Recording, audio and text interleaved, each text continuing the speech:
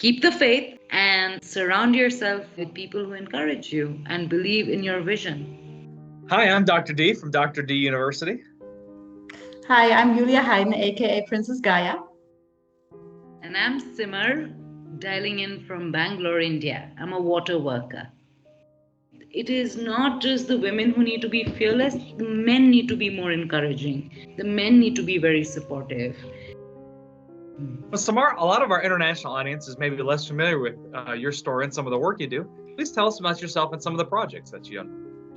I'm Simar Kohli. I live in Bangalore, which is in south of India. It's India's Silicon Valley, and it's a hub for startups and entrepreneurs.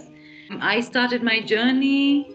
Every day I think about my story, and I can think of it going all the way back to childhood, But although I track it to like 5 to 7 years ago, where I decided to commit for working for water.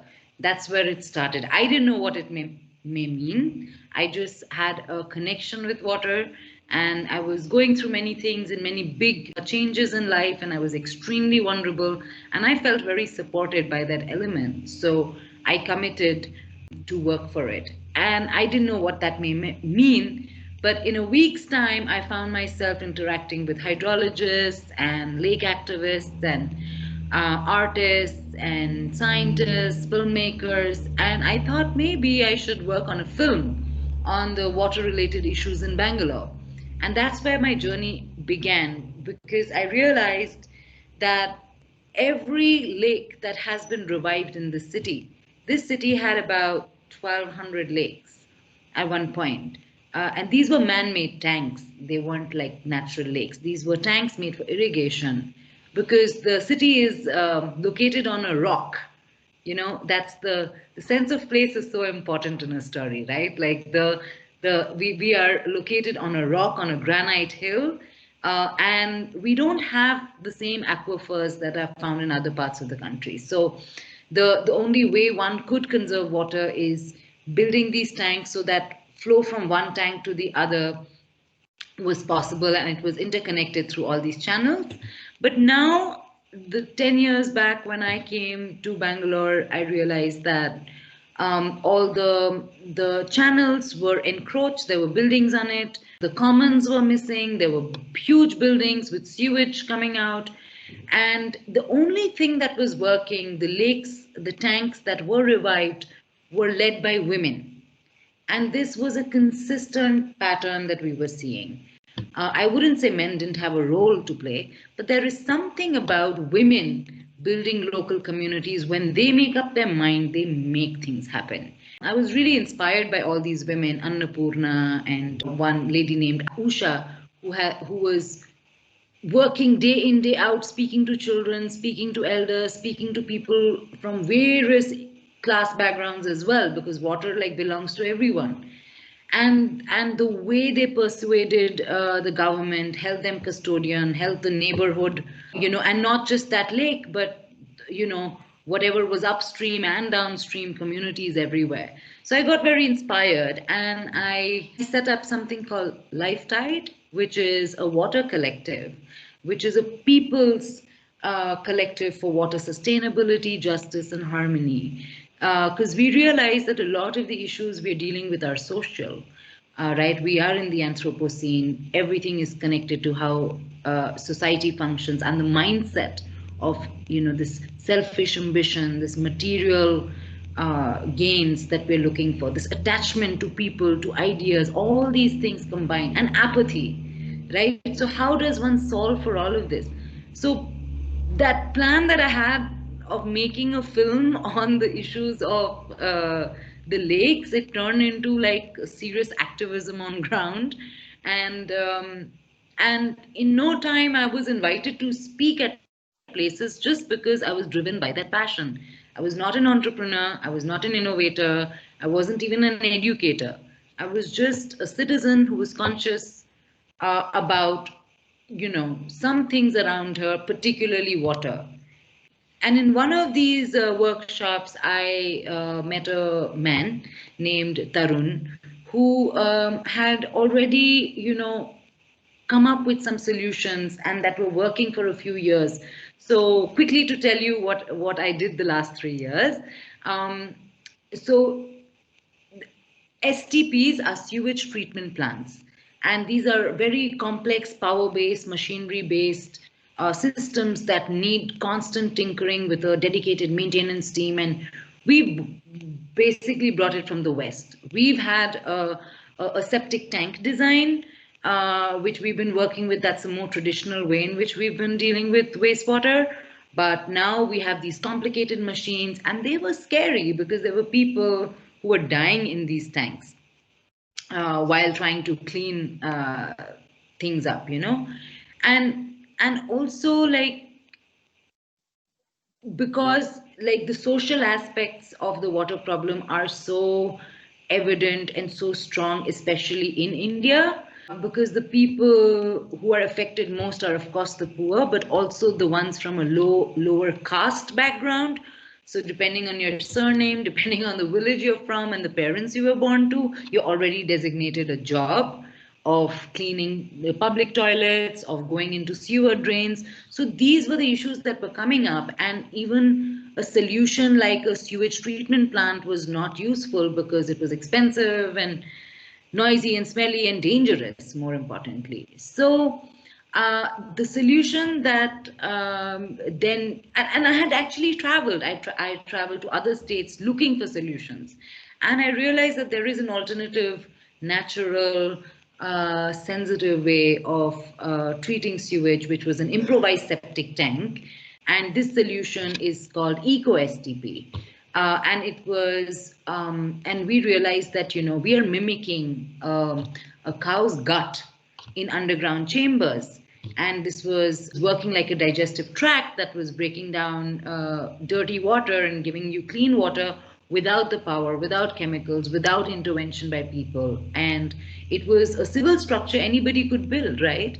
So in one of these workshops, I met Tarun, who said, hey, he had set up this system, and I grasped it really quickly. So he saw my passion, he saw that I had already done the research.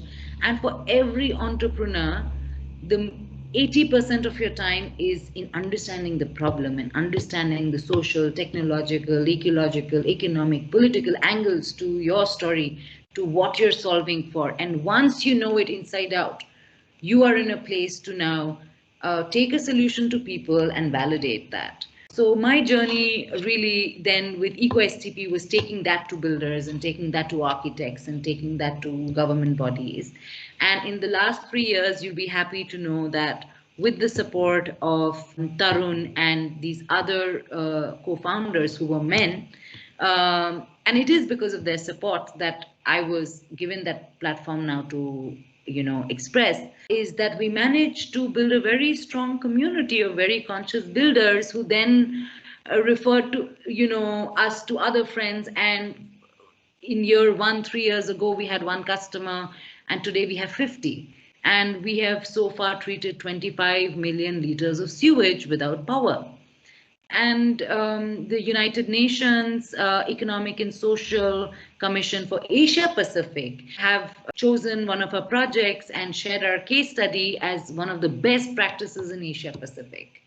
Right, and we've been a part of a lot of accelerator programs like Brigade REAP, which is real estate accelerator program based out of Bangalore. So they were giving us the local context. They were telling us how to productize our service and how to take it to market, what is the language people like to hear. And there were other accelerators like the Shelter Tech accelerator run by Habitat for Humanity International, their innovation center, the Turvilga Innovation Center here in India. They run this Shelter Tech program. And there was Jennifer and Meera from Shelter Tech who have personally gone out of their way to encourage me and to support me in whatever way. I got to go to Thailand and share our innovation at the Asia Pacific Housing Forum. And those little things are very encouraging, which are memories of a lifetime. It's not so much about the business, but it's like the encouragement. What you both are doing right now is so encouraging. And with all the water series seminars that you've been organized, seriously inspiring for me, because we don't hear people talk about Gaia. We don't, it's Mother Nature, like we call her, a lot of us call her Mother, but we don't talk much about her. So I feel I'm very blessed that I found the right people at the right time who gave me this opportunity. And also, I would like to say that biomimicry really opened my way of thinking. Like it opened me up to so much that's happening in the world. And if there is an entrepreneur trying to build an ecosystem of, is trying to build any system where they're trying to create value to customers and through these channels and get feedback and expand their work, well, that happens in nature all the time, right? And perhaps biomimicry is a great way of looking at nature and emulating those principles in your design and strategy as an entrepreneur. And what biomimicry did for me is it just opened up the way in which I looked at everything. I don't see a tree the same way. I don't see a seed the same way. So all in all, it's been a transformational journey, and yes, there have been challenges, and we can talk about that because the sector I was in, real estate, it's an all boys club. So it's more demanding. You've got to be a certain way. You got to be direct. But then, if you've done your due diligence, if you worked hard, if you've really worked hard at creating value for your customers, there's nothing to fear. In fact, you could use it as an opportunity now that there is a woman at your door talking about sewage treatment plants. So we better hear this out. So that's been my experience. Simar, before we ask the usual questions everybody asks, I would like to know one thing as a filmmaker. If you gave water a figure or a character in a movie or whatever, how would water be? What would water look like? Yeah. Oh my God, I've thought so much about this. We've actually even worked on a book, and I'll be happy to put you in touch with the artist who has personified water. And the book is also called Life Tide, and she calls it the being that flows. So imagine this being in a cloak, just gender free, because water is masculine, water is feminine. Water meanders along the river, water falls direct like a good rain. So she's worked on a book which is an illustrated, it's without words, it's the being that flows, and you will see the being come together, enter the urban landscape, and then there is the human touch to it. And I'd be very happy. She's been studying art and ecology in Albuquerque. And we worked on Life Tide together. In fact, we came up with the name of the collective together, Life Tide. So I think it's all a big circle. We're coming back. Yeah. It's like, when I think of water, it's like, is water one being? Is it many beings? Is water man? Is water woman? Or gender free? It's everything? Is it one soul? Is it multiple souls? It's everything. Right? But one thing I learned about water is this thing where we say water is life. Well, water is not life. Water depends on life, and life depends on water. Water has a life-giving element, but water is more. Water is something else to water. It's that mysterious nature that we cannot possibly explain. It's actually after an ayahuasca ceremony. The medicine woman, she was seeking forgiveness. She was saying, we're sorry for treating you like this. We're sorry for polluting you. We're sorry. And we really hope every plant, every animal, every bird, every creature, every human, every child has water, doesn't go thirsty. And that really moved me. And at that moment, subconsciously, I was like, okay, I will work for water. I don't know what it means. So that's my story. There's a lot of young ladies who are going to watch this film. What advice do you have for aspiring entrepreneurs? For aspiring entrepreneurs, I would say that the key thing is to understand the problem from various perspectives. That is important for any business to succeed. And there is something that women have. There is a way in which they look at things when they come up, the way in which they look at problems and how they want to untie it. There is something that they do very well. And which is why it's important to understand the problem, to be, it's not so much about reading and looking at data alone, but it is going to the right kind of people, to always keep people who are critical, in their approach, keep them close to you, look at what can go wrong completely. But of course, you'll be driven by something very positive, and when you're coming up with a solution, you're designing for the entire system. That I know women tend to do that. The problem there is, if we don't go very deep and understand the problem, if we don't validate our solution with customers, then it doesn't matter whether you're a man or a woman, this is a truth about business no one tells you, that your customers must validate your work before you go to market even. It is challenging. Women have difficulty ask for money. Women have difficulty say no. Women have difficulty apologize constantly. Those things need to change. And I learned that from the UN Environment Program, which was organized for 30 of us women founders of green startups, Janet Salem in Thailand. Why this particular workshop was great is because we were 30 women in a room and nobody had a problem asking a stupid question. Nobody judged others. We all learned from each other. We all wanted to come out, collaborate. So those things are there, and we need to be surrounded by women who inspire us, for whom it has worked out. It is not easy for any woman. In fact, I have seen them having issues.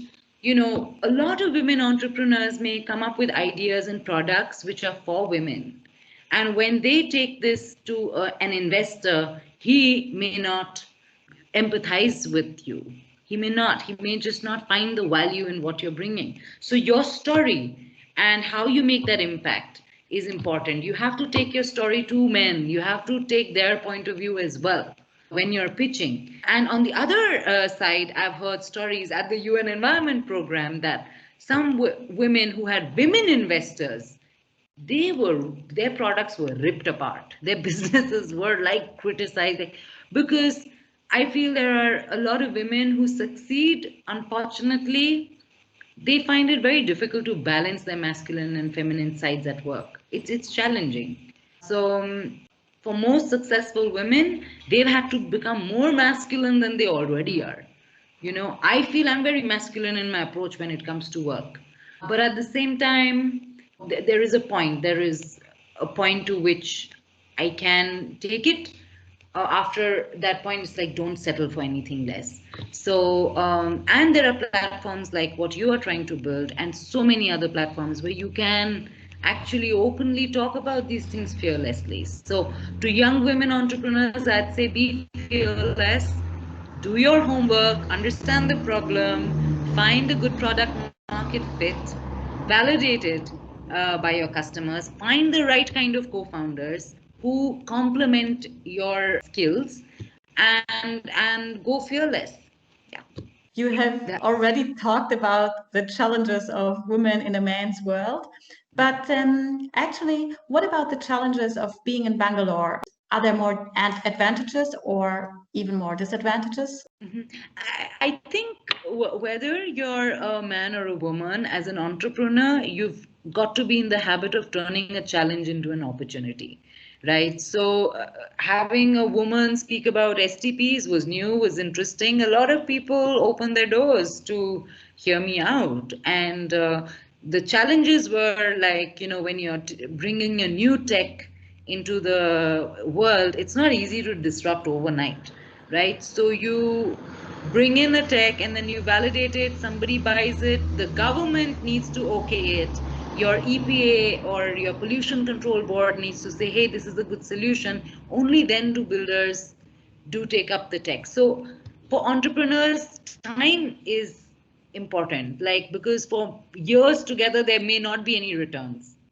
So in Bangalore, the thing is, ours was a very good solution, and nobody had really worked on it in the scale at which we had, is why we had like an advantage over others. But frankly, the number of startups, the number of accelerators, I feel like, you know, how sustainability had become like this overused word. Entrepreneurship and startups are going to become like that, you know. But Bangalore startups have what it takes to get investors. You know, there's IoT, there is that subscription model. They have that going. They understand the mindset, and they're very future ready in their approach. So, my interest is now more in working with entrepreneurs who are looking at the sustainable goals.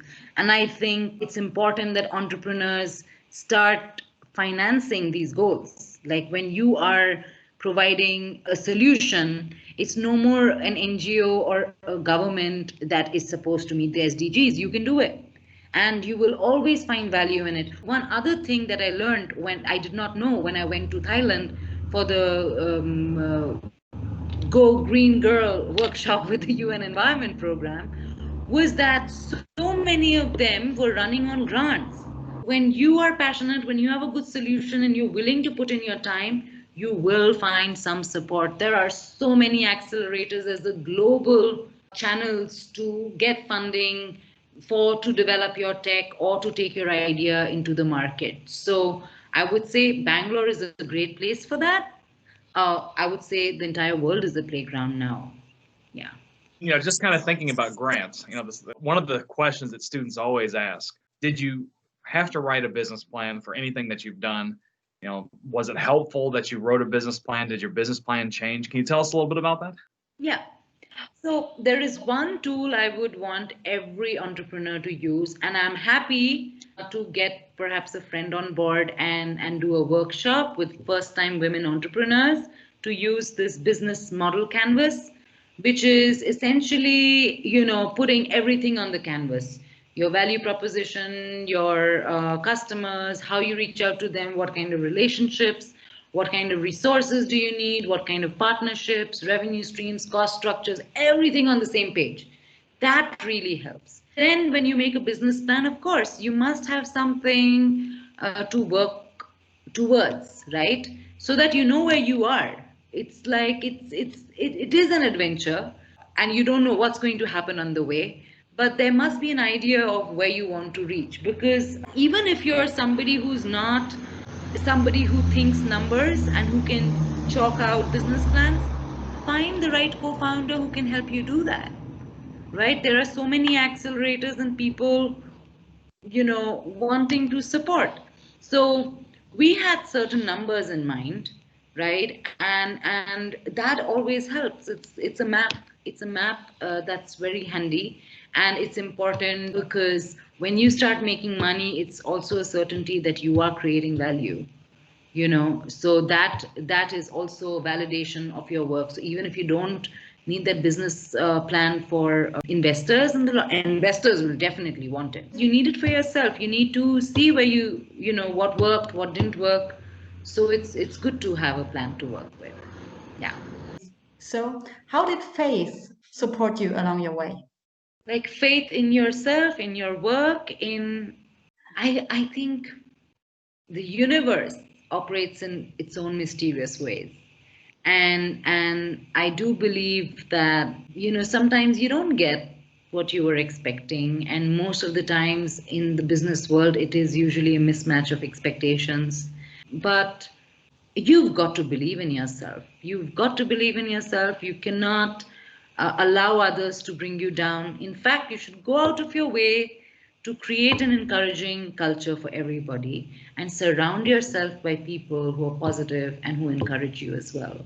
Because those things one shouldn't compromise on. And those things are, it's an early alarm for you. If your co-founders or people you're working with, if they're not appreciative of you, if they're not encouraging, if the language that is being used is not comfortable with you, that's the time, that's a red flag.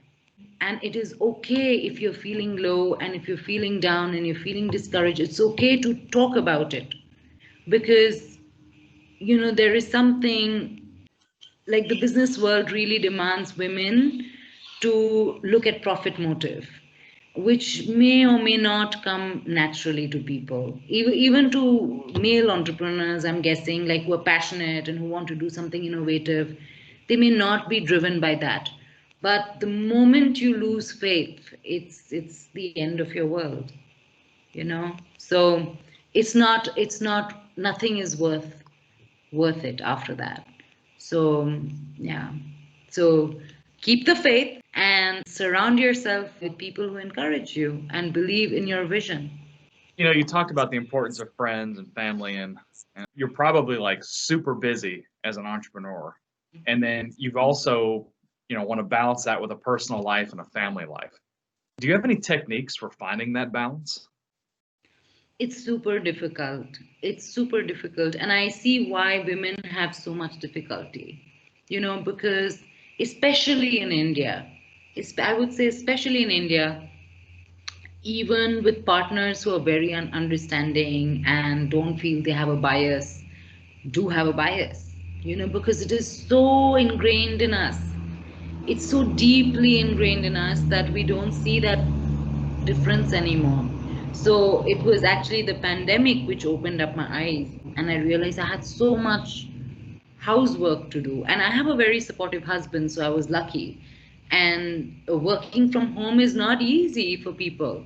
At least, you can manage, you can build a routine around, family, children, things like that, and you have work hours, right? So you get out of home and you go to work. And when you come back, work, not to bring back work is important. And there are smarter ways of doing things, is what I realized, than, scaling up and losing sleep over your business, because that's not healthy. Good startups, they take time to grow. So it's important that you have an understanding team. I remember one of my team members during pandemic, she couldn't participate at all because she was stuck. So she and this other woman in the family was cooking for 10 people every day. And so she's like, and we like, take a break, don't you don't have to come, and like, but that is a serious problem. And I really believe that it is not just the women who need to be fearless. The men need to be more encouraging. The men need to be very supportive. And I have come this far because, my husband's so supportive. My in-laws, they are not the typical Indian in-laws saying you have to sit at home, you cannot work, you cannot. And but that is actually, over the years, I'm seeing more and more as I grow older. I'm 35 now. More and more women, married women, are suffering so much, and a lot of them don't even know that this is wrong, because it's so much a part of our culture. So there is no secret sauce to managing that balance. But I guess women do have to work a little harder than men. It's a fact. And so choose your partners wisely. The way technology is always changing rapidly, how do you keep abreast of everything, like to get the newest technology? How do you just, I guess, keep from being outdated? I realized the moment I committed to water, first it comes with your commitment. You have to tell yourself that you are going to do this no matter what. The first time I was in a room full of 60 scientists and I was the only non-scientist, and I was introduced as a socio-hydrologist. I didn't even know what that meant. People come to you when you are committed, when you're passionate, when you're genuinely looking out for solutions.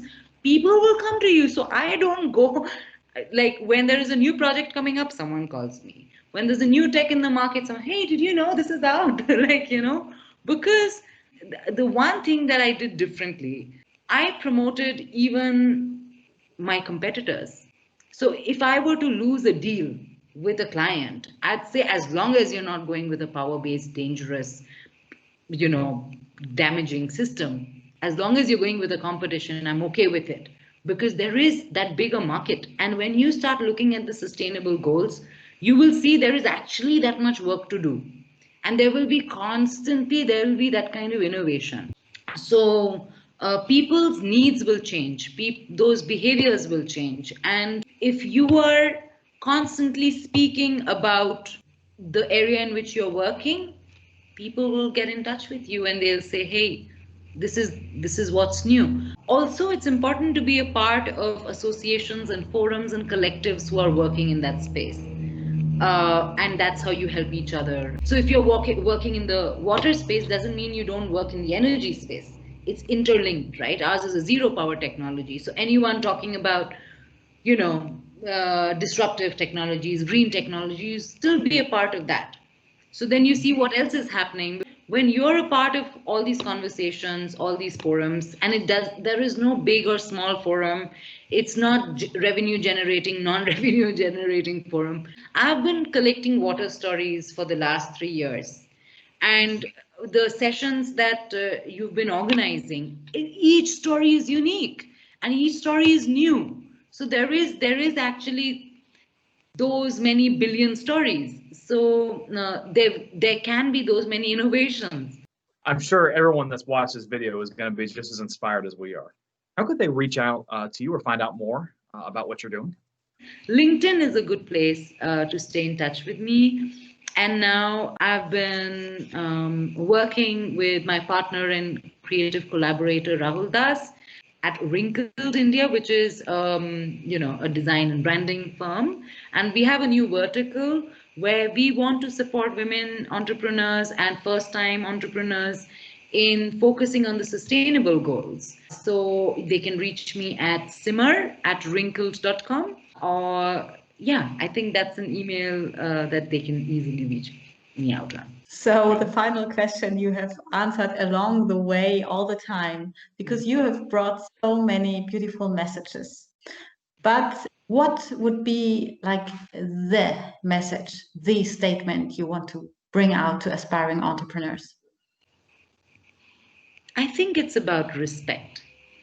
I would say respecting yourself, respecting others' views, respecting Mother Nature. These are the fundamentals of living a human life. And it's also important that we be grateful, to Mother Nature. We be grateful to people who've supported us along the way. I'm so grateful to the both of you for giving me this opportunity. It really reaffirms the path that I'm on. It assures me that something good is happening. So I would say respect, self-respect, mutual respect for others. The mutual respect and interdependence is at the heart of all of life. And one key learning that I have found in ancient Indian thought is on non-violence, especially the non-violence of thought, because it's not, sometimes we're very mindful about what we say to each other, but we can't stop the way we think. So the moment we have negative thoughts towards others, it's good to catch ourselves at that point. I think those things take us a long way. So mutual respect and non-violence is the way to move forward. Yeah. Wow. Thank you.